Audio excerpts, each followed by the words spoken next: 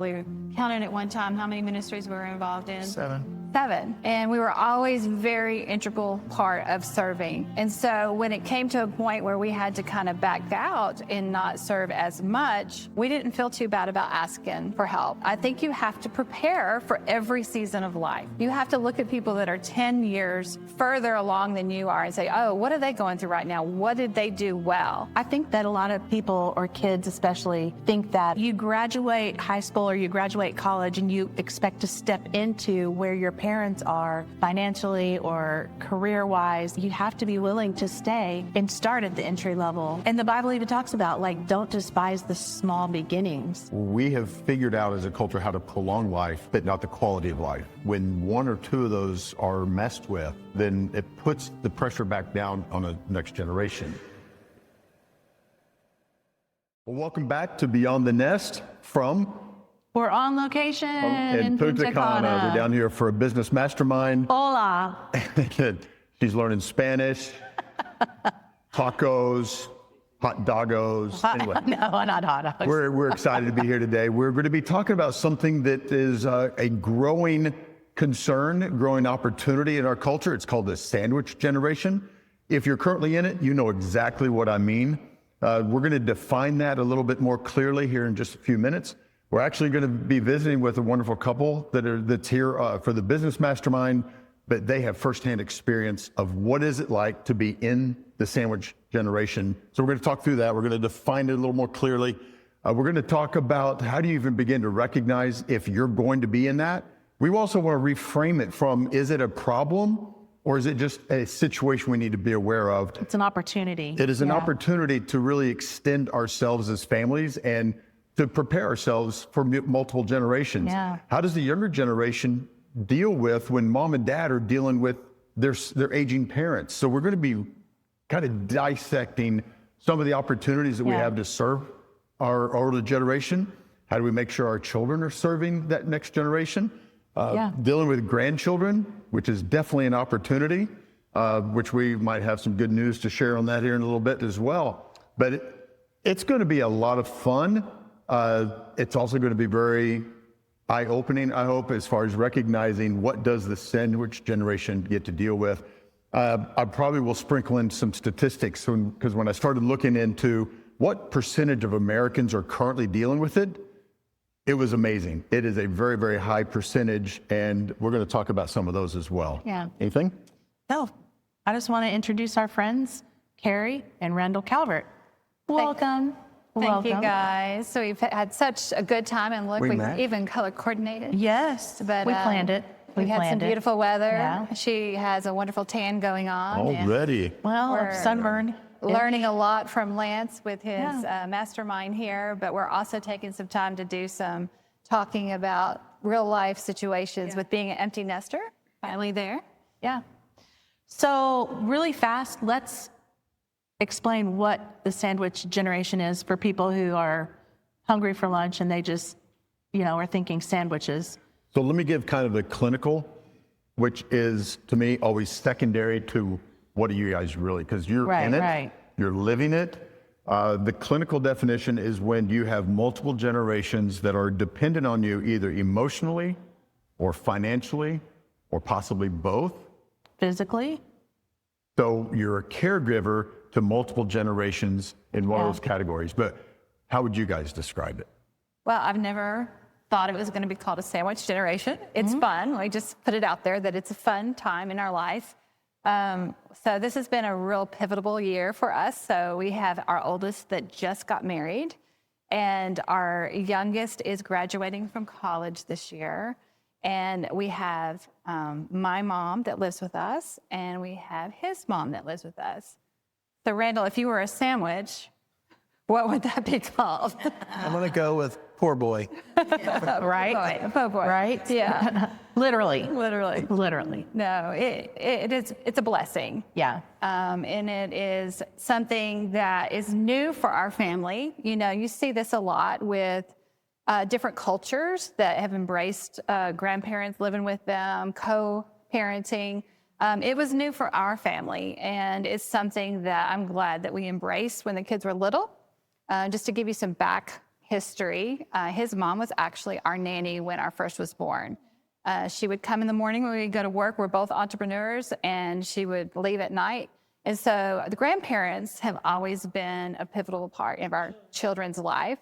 And now, fast forward, they're adults and they're still with us.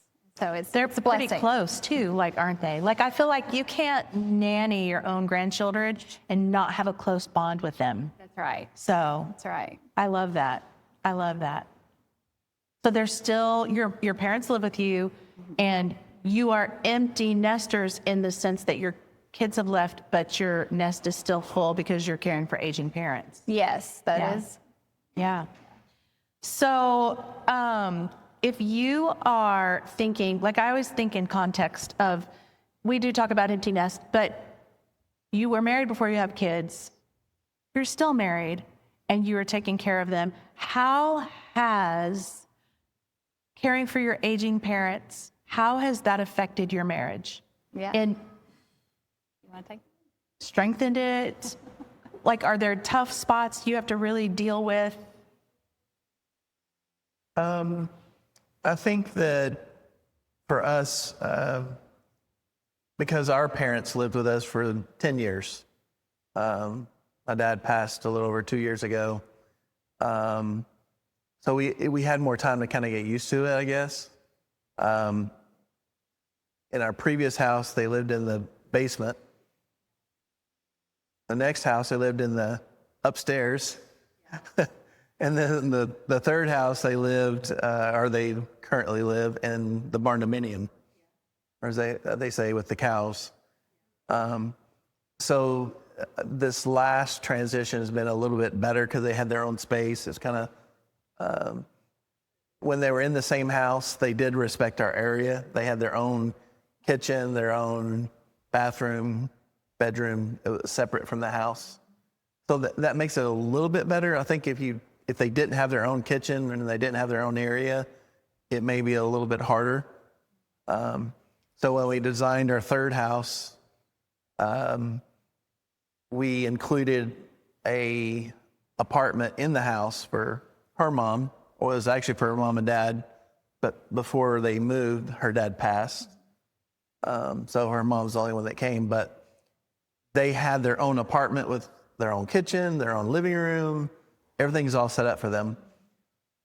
So having a separate barndominium for my mom and dad to have a separate apartment for them, I think was important for us because it gave us space. Even though they were in our space, they were a little bit separated. They still had their own place to go to. Right. Right. You know, because your home is your refuge, right? Yes. And so it has to still be a refuge, even though you may have 10 kids or you might have multiple generations living in one house. You still have to have respect for each other's space and time. And so we've done really good at that. We've been intentional with that. Now it's not to say that doesn't ever get interrupted. Yeah. Drop in. Yeah. The good news is now my mom always forgets the code, so she can't get in. Now, And then I think COVID also taught how families could live together, right? Working from home with children is a whole new dynamic that we've all had to get used to. And so Good or bad. Good or bad. And Randall works from home. And so that's always a challenge too. Yeah. Because parents could come in and, are you still on that phone call? I need this or I need that. So even though you think about working from home with little ones, it's no different than if you're working from home with elder as well. Well, let me ask you this, because I wasn't aware until now that both of your parents had lived with you guys at one time. How many years out of you're going to celebrate 35 years next month. Yes. How many years of your marriage did you not have your parents living at home? 25. Okay. So, because it sounded, when you said that, I was like, oh, your parents have lived with you like a lot of your married life. 10 years. Yeah. So in this scope, because I'm thinking of you guys have such a great attitude about it.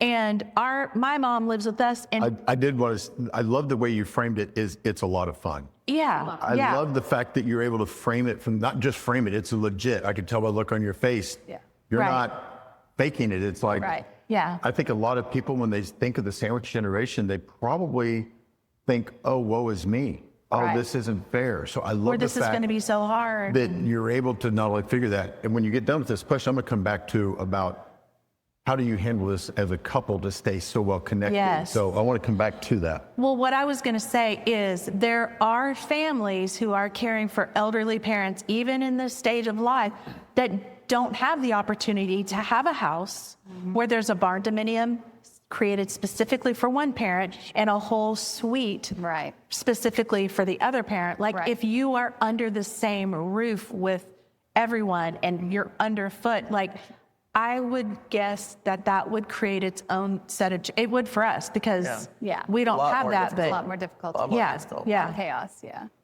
Go back to her original question. With having the parents that are still living with you, your daughter is really back and forth, but more probably out than in, and you're both entrepreneurs. I know you might work mainly out of the house, but I'm guessing you're on site a lot with what you do, and you feel free to say what you do if you want to, because there'll be people in Nashville that see it. But being entrepreneurs alone takes up a lot of time. Yeah. It does. Having elderly parents that you're taking care of, because you talked about I know you get into later about you went from scheduling social events for the kids to now Right. scheduling all the care. What do you do for you two? Yeah. Intentionally, what do you Right. do? Together. Okay, I'm going to take that. So one of our jobs is we design backyard dreams, which would be pools and outdoor living spaces. And we kind of created that for ourselves. And one of our connecting times is outside on our back patio, where every night, no matter what time he gets home from playing pickleball, we always try to connect. And it was hard, I also refer back to when the kids were little too, because when you would go on date nights, you would talk about the kids, right? And we would do the same thing with the moms. And so he had to tell me at certain times, no talking about moms tonight. And I make that parallel because the same principles as being a parent when the kids were little, it applies throughout your entire life. And so it's a connection time, and it's good to set those boundaries of, hey, we're not talking about problems, issues, we're not solving anything for work, we're just gonna have some fun. So, would you agree with that? Just relax. Just relax, yeah. That's my word. Yeah. Did you ever have any times where you were like, oh my goodness, I don't know if this is going to work? Can we do that? Or what has it always been like, no, we're going to make this work? Like, Some people tell us all the time, you make hard look easy. yeah, I think you do. And so it's not that it's easy, it's that there's a lot of preparation that comes with success. We learned that in business. And I think you have to prepare for every season of life. You have to look at people that are 10 years, further along than you are and say, oh, what are they going through right now? What did they do well? And my mom was a great example for me to do that with her friends. And I've continued to do that throughout our lives, looking at people that are 10 years ahead of us going, what are they doing well? So that we can prepare. There's a lot of prep that goes. You just don't get a house that has a suite for the in-laws and a barndominium with no preparation. I know. Right? I know. And so It was a 5-year process. it was a 5-year process. Yeah. It was a thing that we wanted our family to have, a culture that we developed. So there was a plan in that. We searched for the lot. We designed the house. And Yeah. It was around the whole thing. And I'm So- in real estate, and we found that there's this huge need. Sometimes life experiences, kind of as entrepreneurs, you find those solutions and you try to bring a solution for a problem. Well, recently we've talked about, we build homes as well, and we talked about what a need there is for homes that have next-gen suites in them. So we are on a project currently where every single house in that subdivision will have next-gen suites. Yeah. Yeah, maybe. And it's just a need, It's on the north side of town. Yeah. Right. Well, you had said your mom's a great example. Like, were you Can I interject? Based upon this subdivision that y'all are developing, this statistic is crazy. More than 50% of U.S. adults between 40 and 60 are dual caregivers. That's right. 50%? 50%. And as a real estate agent, I see that daily the as a time. need. Someone, oh, mom's coming to live with us, or is dual, yes. Yeah, It's a between great 40 and need. 60, Pew Research from 2022. So it's like, people people, if they're not aware of it, they better get aware. That's right. Wow. And like you said, if it's a 5-year plan, I mean, this is some stuff that is like incredibly vital to understand that, especially with your profession, what you do, you're adding a value, you're adding a service. And that's true entrepreneurship, is when we can solve big problems, the bigger problems we serve or solve, the bigger incomes that we make. And so the fact that you're solving that in a market that has 50% of the population, that's crazy. Gosh, So- I knew it was big. I just didn't realize it was that big. That's shocking to me a little bit. Also, I'm not gonna lie. she's noticed in different cultures, it's even more normal. What do you say? Well, it's almost expected, that mom and pop are going to come live. Just different demographics and different nationalities is just expected. Yeah. It's not expected in American Western Right. civilization. Yes. Right. I want to go back to, you had said that your mom set a great example. How were you guys trained for this to not have been like a really big deal? Like, I feel like you feel to me like it was a seamless thing, even though I'm sure you had road bumps. Like, were you trained when you were young? What did you see? How did your parents instill this into you? Because I'm thinking generationally. Yeah. I look at my kids and I'm thinking, which house am I going to go to? Or where are they going to put me? Yeah. Like, I have boys. It's like, woo. Right. You know? I don't think anything trains you for life, right? Yeah. I think God gives you new mercies every day for what is in front of you. And, he gives you the gifts that you need to overcome and be victorious through him. And so I just cling to that new mercy every day. Yeah. Sometimes it's the example of how the previous generation did not do it well. Right. I don't think we saw it done well at all. And I think we need to do something different. Redemptive. There's a redemptive thread through it. Yeah. That's And then good. you have my parents that took care of our children when they were young, so they were very connected. So we wanted to keep that connection. Yeah. And then her parents, how would you describe it? I mean, 40 years service at the church and whatnot. Yeah, I think, I term it living legacy. Yeah. He talks a lot about legacy, but I feel like as our grandparents and our parents live longer, that we're going to continue and start to live that legacy with them. And so things are going to be passed down, and we're going to learn the good and the bad and the ugly, and together, and learn from each other. Sure. Yeah. Good. What do you think? Do you have concerns with the younger generation that you like, if you had to pinpoint concerns with them growing up and even continuing being able to care for, We got 20-somethings, right? And instant gratification is a big thing today. And so I feel like 50-somethings. yeah. I love instant The world we gratification. live in, right, is Yeah. all about the gratification, what you Yeah. can get done now.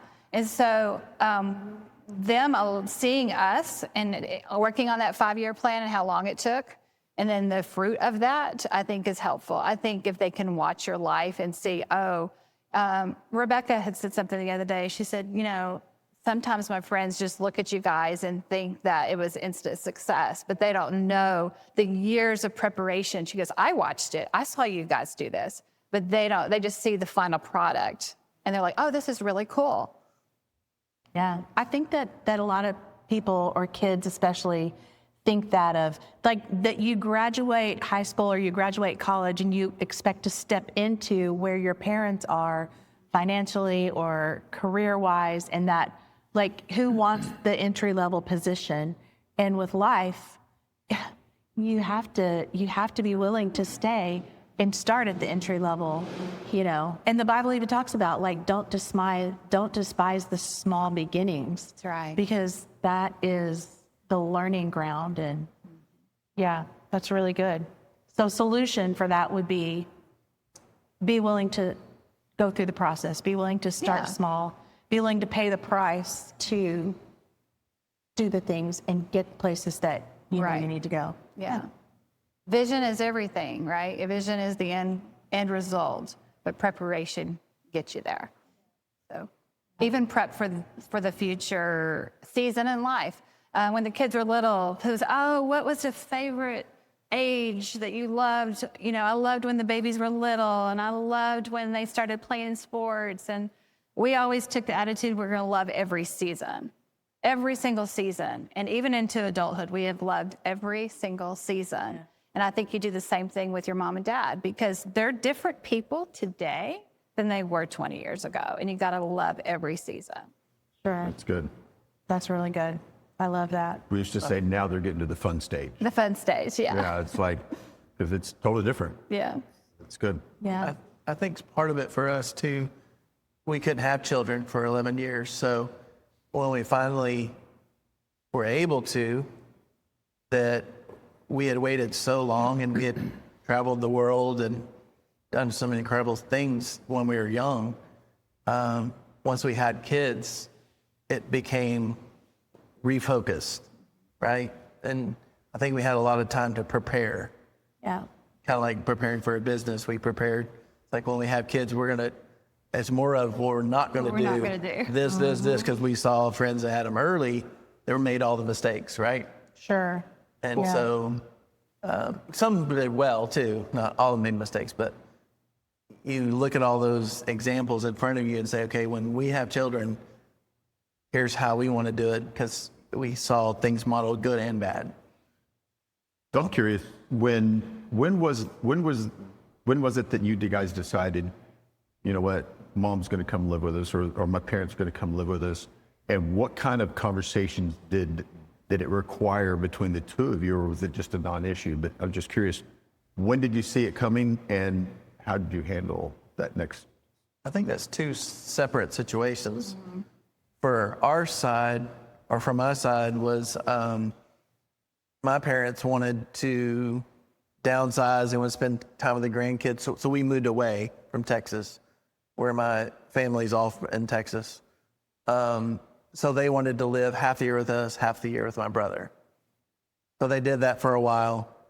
And eventually, they just started staying at our place full time. They traveled sometimes until they started having some health issues. Yeah, I think health determines that. But on my side, it was strictly health. So on top of elders living with you, I had, my mom was diagnosed with ALS, which is a debilitating disease. Some of you might know it as Lou Gehrig's disease, but it affects the neurological motion of your muscles. And so typically it's a fatal diagnosis, and typically very fast. And so when we found out she was diagnosed, my dad had just passed, and we said, you need to come live with us. You're gonna need full-time care. And so that was 5 years ago. And she's had an amazing time of just living her life to the fullest that she can. And she does require help. You know, some of the dynamics that come with that, we have full staff in our house all the time. And so, you know, Randall, I think that's why he stays away and plays pickleball so much. But when he comes back, you know, you're parking your garage, you have your walkers, you have your wheelchairs, you have all the stuff. No one tells you about the stuff, right? When you have babies, you got stuff. But they were coming before, because your dad was sick as well. You tell about your dad. Yeah. They were planning on coming either way. Right. So we were making a plan for them to come. And what was your dad dealing with? My dad had Parkinson's on top of what my mom's diagnosis was. From Agent and so Orange. I guess what that kind of leads into is I feel like science has done an amazing job of prolonging life for us, right?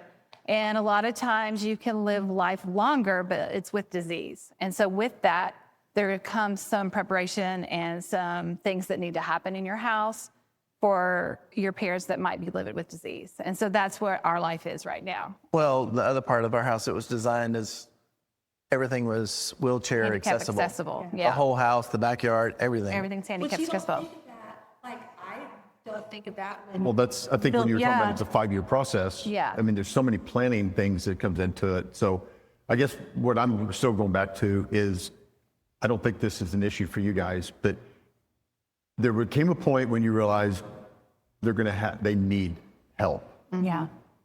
are we together? Are we in agreement? They are coming here? They're going to come live with us. What kind of conversations did you have to have? And was it total agreement from day one?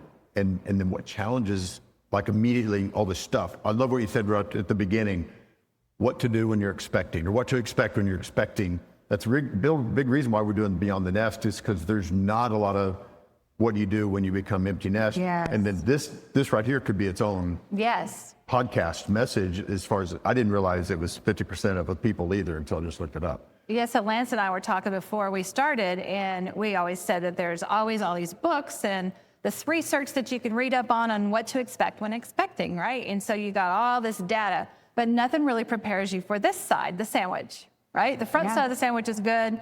Back side of the sandwich, we're kind of those people that are doing it first. And so there's not a lot of information out there on how to do it well. And are the stuff that you have, you know? But back to your question, it was never, you were asking, do we have to discuss it? It was Right. It was never a non-option. It was never, right. There was never a point where that we can't do this. No. Yeah, it was always, absolutely, we're going to figure And it it out. has- We'll figure it out. It goes back to legacy, right? Yeah, I kind of like that topic. Yeah. When her mom came to live with us, it was also a very short conversation. You know, she lived in Phoenix for the most of the time and got hurt twice in 1 year, and that's, you don't get from Nashville to Phoenix quickly. No, you don't. Even I flights. couldn't get to her quickly. And it was honestly, it was a short discussion, but it still had to be a discussion, right? You can make some assumptions, and I'm sure that there are some families that they may not be on the same page. Yeah. And, you know, that could create some stress and strife in the marriage. But for you guys, it was a no-brainer. It was, this is what we're doing, and we're both together on it. Okay, awesome. I think too, the beauty, like I'm thinking through all the generations and the beauty that your daughters have of witnessing how you're caring for your mothers. Like I'm even thinking of your sister. Your sister took care of her mother-in-law until her dying breath. And to me, that's a beautiful picture of selfless love. Because our parents are aging, it's like, you know, they're not going to be here forever. Right. And what better example, not out of obligation, but a beautiful picture of loving all of your family members, that you're like the legacy your daughters had is rich and beautiful. And I don't know, I just think that's, You know, it's a beautiful thing too. They both have significant others now in their life, and they'll come home, and it's so neat because the first room they'll go to is my mom's, and they'll sit down and they have life talks is what I call them, life talks. And there's so much wisdom that she can impart into their generation, and it is a legacy living in my home. So it's living legacy. Yeah. I love it. What advice would you give? Because there's parents that are gonna be in this place, you know. What advice would you give people that are watching that are like, oh, wow, I have never really thought about this, but like, what if we have to incorporate or make room for aging parents about the time we're going through this? How would you advise people to start preparing for that possibility? Especially knowing it's 1 out of every 2. Right. Well, I would say you can't do it on your own, right? It takes a tribe, right? You got to find your people that support you and that are on board and have resources. Medicare and Medicaid have a lot of programs that are out there, but there's resources that are starting to come, but also your community. You know, communication is one thing between your family members, but also finding a community that will embrace and help. I could not do what I need to do for my mom. You could not do what you need to do with your mom without our church family, without our community. Most of our nurses come from our community. So it's so important to be involved with people that can support, that can come up and help you through these seasons. Yeah. Actually, now all of them All are of our from, nurses they're are from all our church. Oh. Yeah. We talk about that a lot, even with like one of the steps, one of the things people need even to get through the empty nest.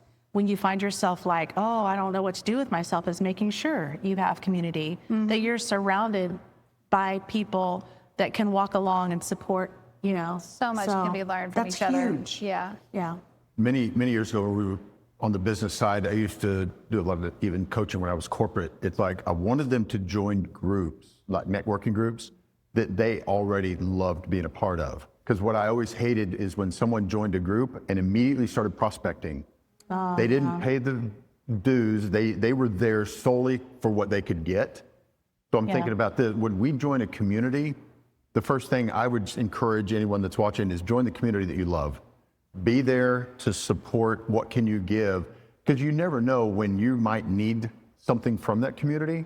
And if you solely join for what you can get, it will make it, I think, a harder sell, so to speak, to then all of a sudden say, I need something. So It's so funny that you bring that up.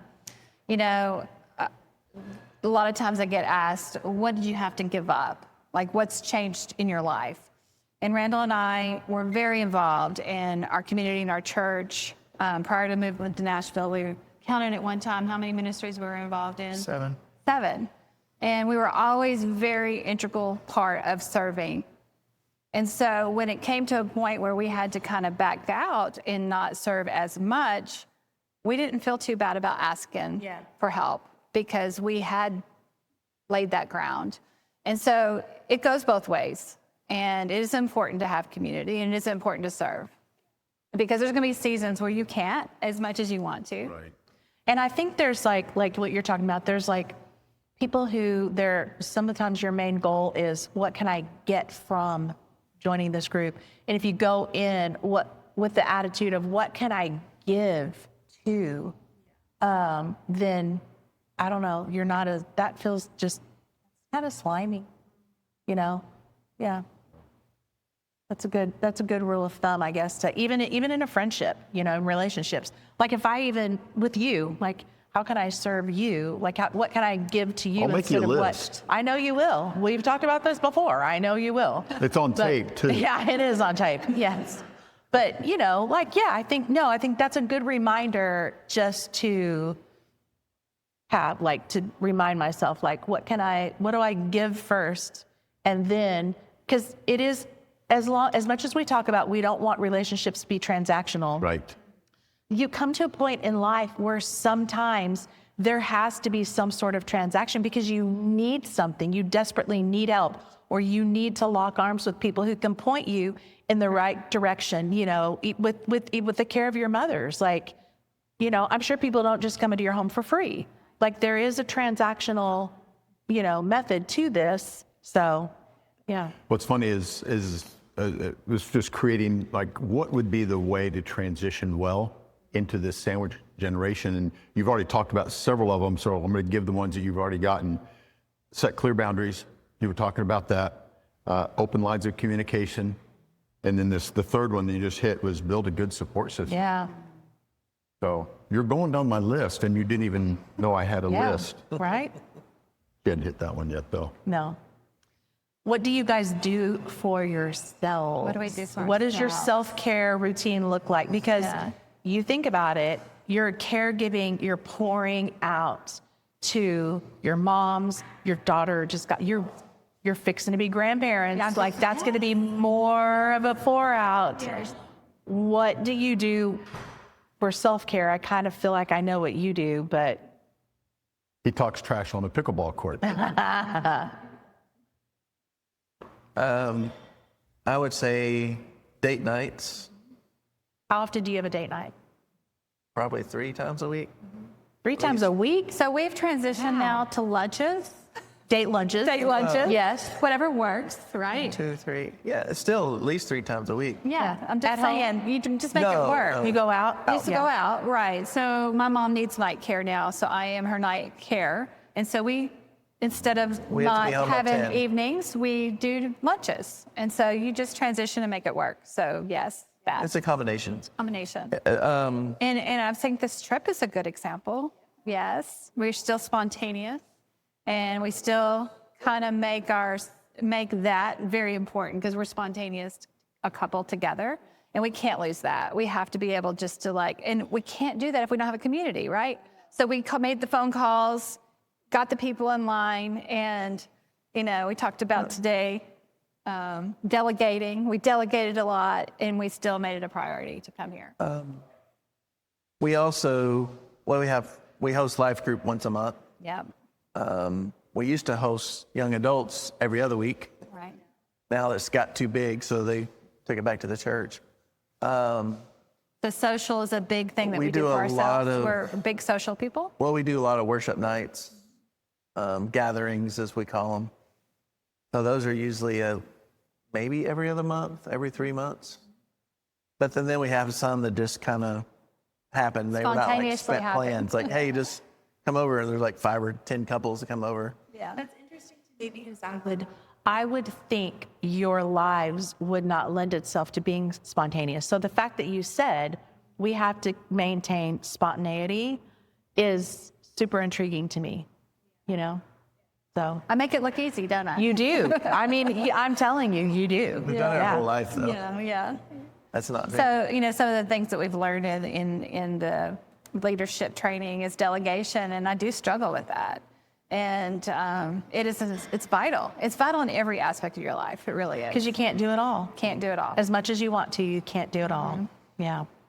And even though we have a construction and pool company, I actually own 5 companies that people don't know. Oh my goodness. So we have to balance, the construction business and the pool building and the other things don't require daily, care, probably 10 hours a week. But they're companies that I have ownership in that I'm building in different ways. A lot of them have to do with things that I did in the past. So it's fun. So that's his self-care. That's kind of like it may sound weird, but it's my escape to have another business. I think when you are wired entrepreneurially, you're just a different kind of animal. It's fun. And it's, yes. People think work is, no, it's not work, it's fun. Yeah. So No, I get that.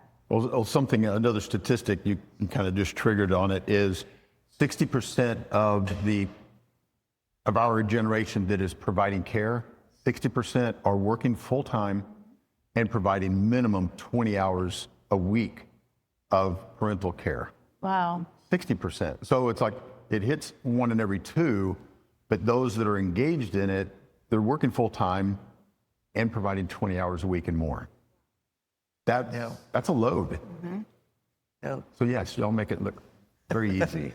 I'm thinking about even our kids, I know I'm kind of hopping around, but I'm like, when we were the ages of our kids, we did not give 1 minute's thought to the fact that we might have a parent move in with us after the empty nest. Like you kind of have this view of your empty nest years and beyond as, we can travel and we don't have to worry about getting babysitting or, childcare. And you don't think about that. I'm still blown away at the statistics right now. Well, I've been aware of it because of the industry that I was in, but I didn't know the statistic was that high. Yeah. And it was similar to what you said it was, we have figured out as a culture how to prolong life, but not the quality of life. And when 1 or 2 of those are messed with, then it puts the pressure back down on the next generation.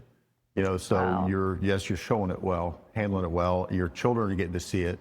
Not only that, because we've talked a lot, is not only our children, but their friends.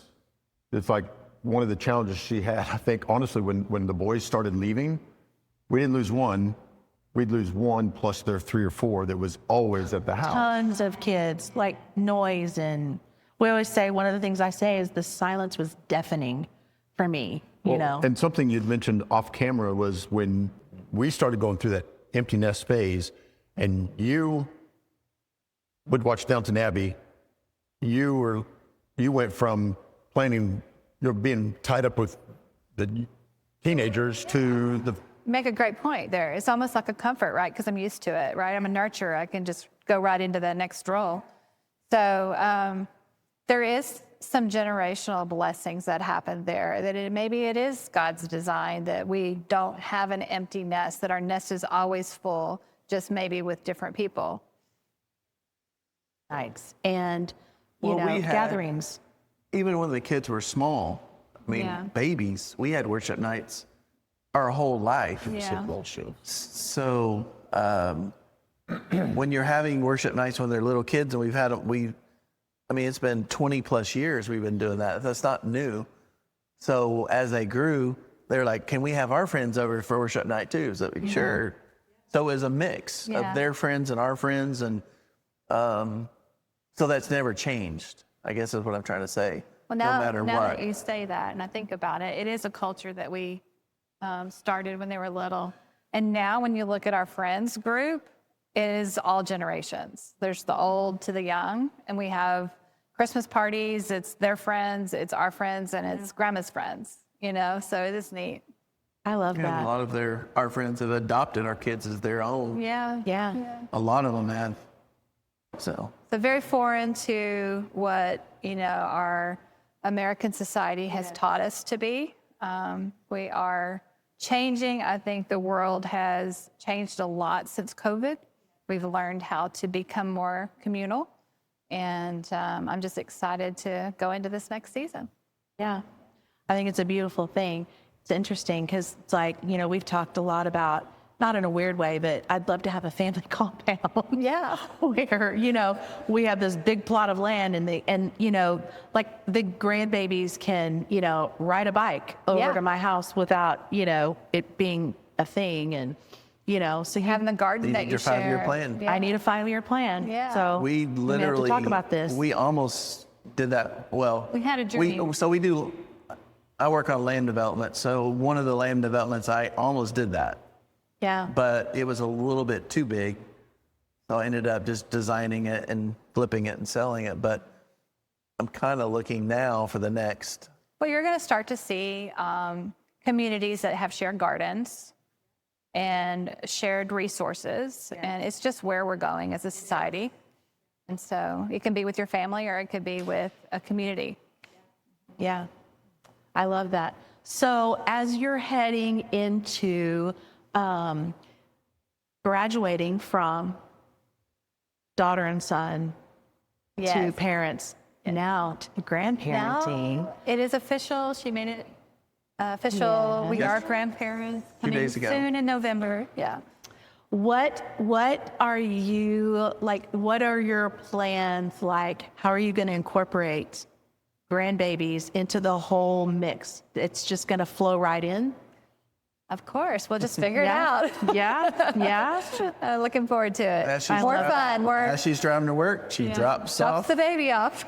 So Already got it planned out. you're going to watch your grandbaby. You're going to nanny for the. I your would babe? love to. I would love to be able to. Yes. Yeah. I We're love gonna it. share. Yeah. Well, it'll be a co-sharing thing. So how are you going to do that and still do your New job? mercies every day. Yeah.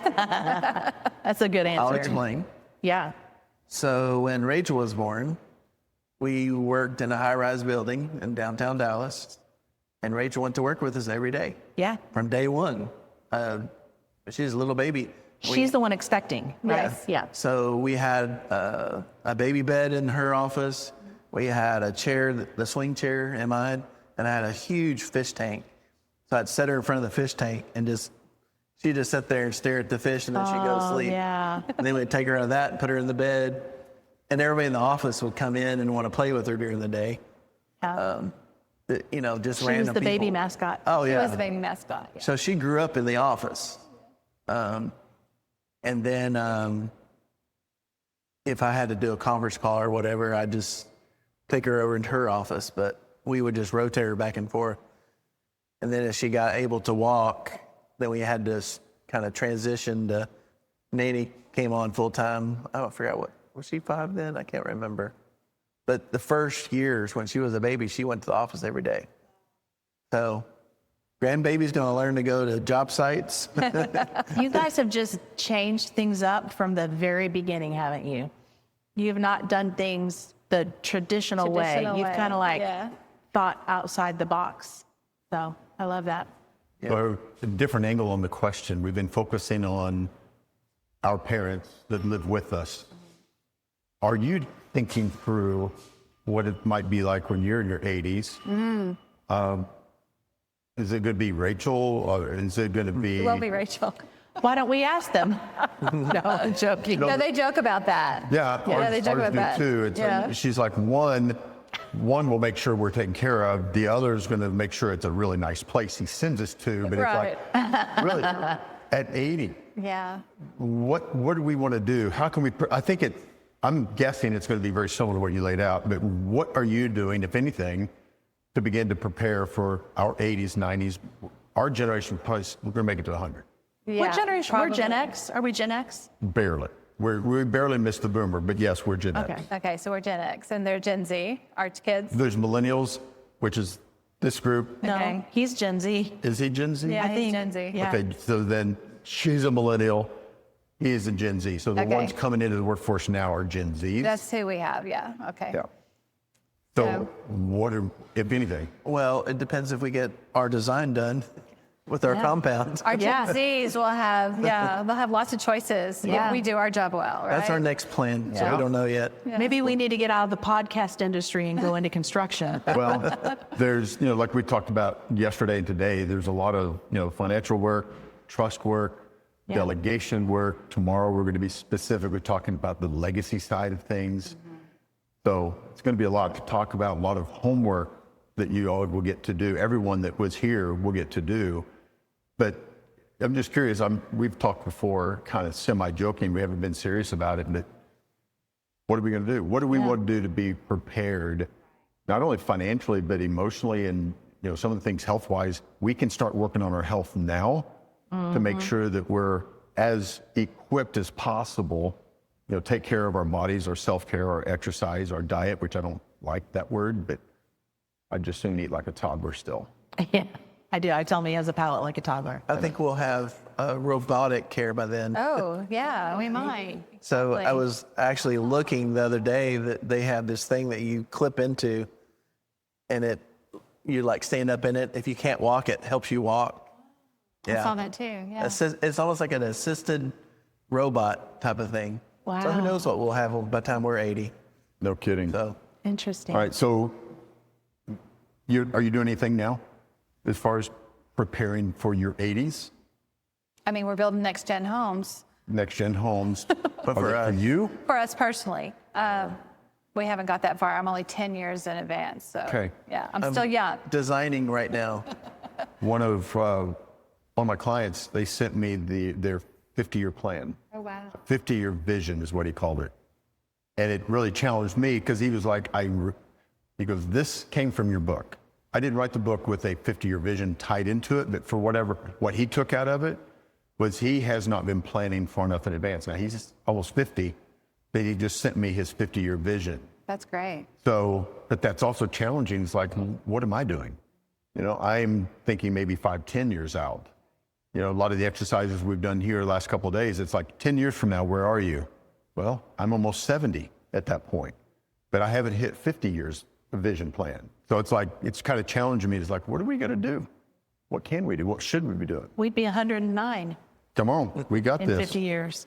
It's old. Another one is, what do we hope to communicate to our kids about the multi-generation? Because you're right, it is not normal in Western culture to have multiple generations living under the same roof. That doesn't mean it's wrong at all. I actually applaud it. But other cultures, They do. It's an expectation, right? Yeah. It's a family value. So Yeah. anything you're doing intentionally, I know things are more caught than taught a lot of times. But when you're teaching and you're doing a line, that's where there's real power. So are you doing anything intentional with your girls? I would say that anytime they have a life decision, we ask the appropriate questions and ask them what their thoughts are. And then I say, why don't you run it by your Nana? Why don't you run it by your nanny and see what they think? And because sometimes they won't hear from us, but they would hear from them, right? And so that's been beneficial for us to do that. Not just beneficial for your but for your moms too. Oh, yeah. Oh, yeah. You know. Yeah. Imagine they would love that. Yeah. I love it. Yeah. It keeps them connected even more. Let's say, You know. let's see what they think about that. Yeah. I'm sure. Right. Yeah. I had another family recently. Again, they read the book.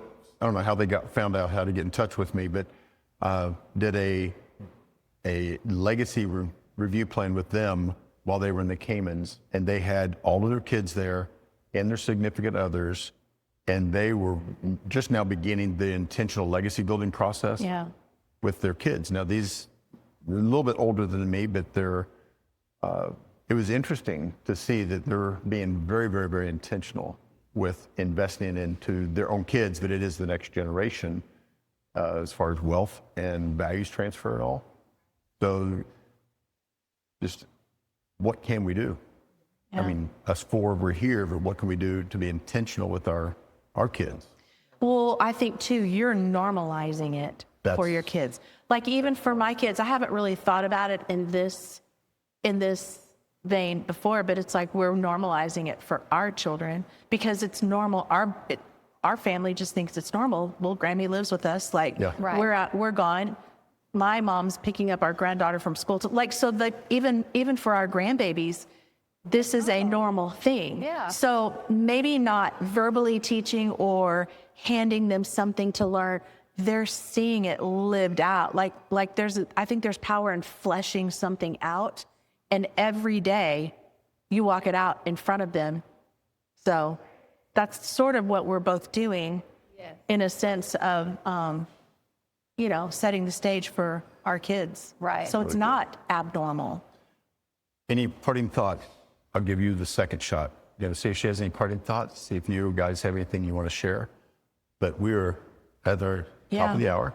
I don't have anything really other to add other than I just love what you guys are doing. And I think that, you did say, we make it look easy. And I will say, you do make it look easy because There's a lot you're- of moving parts. Right. Yeah. So And I to your commend point, you. you couldn't do it alone. I couldn't do it apart. I couldn't do it alone. It takes what you talked about earlier, communication, making sure we're on the same page, checking in all the time because things change, circumstances change. But if you have that same value system and if you are on the same path, you know where you're going, I think that you can make it look easy. Yeah. You can do hard things well and new mercies every day. It's so good. Yeah. Love it. So But good. make no mistake, there is a lot of work. There is. Yeah. That kind of goes without saying. Look, it's obvious. Yeah. You're putting in the work. But it's worth. I mean, it's worth it. Yeah. So Yeah, definitely worth it. Yeah. Yeah. Well, you love very well. So thanks for joining us in Punta Cana and joining us on Beyond the Nest. Yes. So it's been a Thank you for having us. great conversation. Hopefully it helps people. I believe So, we will. That's our goal. All right. What do you say? Welch out. Well, ciao.